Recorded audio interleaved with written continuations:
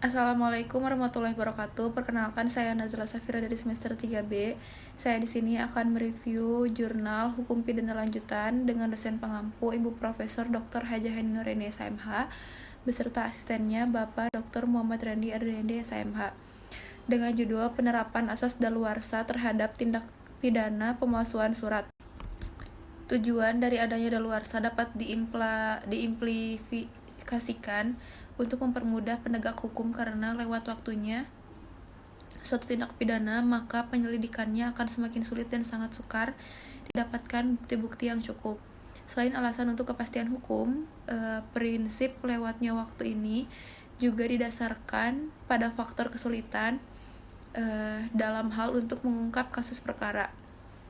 Mengajukan tuntutan pidana pada dasarnya adalah berupa pekerjaan mengungkap suatu peristiwa sebagaimana kejadian senyatanya pada waktu kejadian yang sudah berlalu.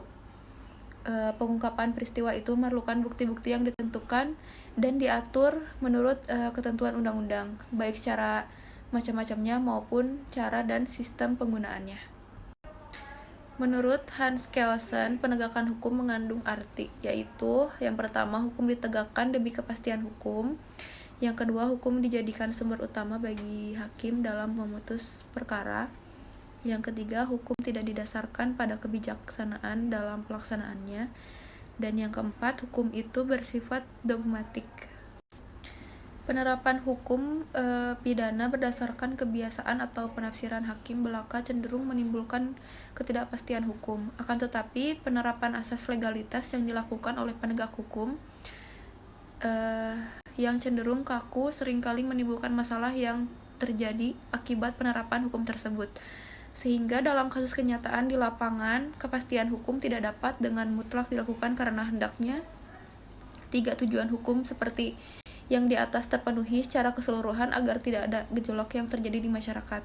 Itulah yang merupakan tujuan dari hukum, yaitu pada intinya untuk menciptakan tatanan masyarakat yang tertib, aman, tentram, dan adanya keseimbangan dalam kehidupan bermasyarakat, sehingga dengan ketertiban yang tercapai yang terjadi di masyarakat diharapkan supaya kepentingan manusia tidak terbentur dengan kepentingan sesamanya. Keadilan adalah sesuatu yang sukar didefinisikan, tetapi bisa dirasakan dan merupakan unsur yang tidak harus ada dan tidak dapat dipisahkan dari hukum sebagai perangkat asas dan kaidah yang menjamin adanya keteraturan atau kepastian dan ketertiban dalam masyarakat. Berbicara tentang keadilan, maka perlu dikemukakan bahwa keadilan mempunyai kedudukan yang penting dalam setiap masyarakat, baik masyarakat yang besar maupun masyarakat yang kecil, tanpa memandang pekerjaan dan jenis tingkah lakunya. Namun demikian, dalam kenyataannya kita akan mengalami kesulitan apakah sesuatu itu adil atau tidak, karena banyaknya bentuk keadilan. Sekian, wassalamualaikum warahmatullahi wabarakatuh.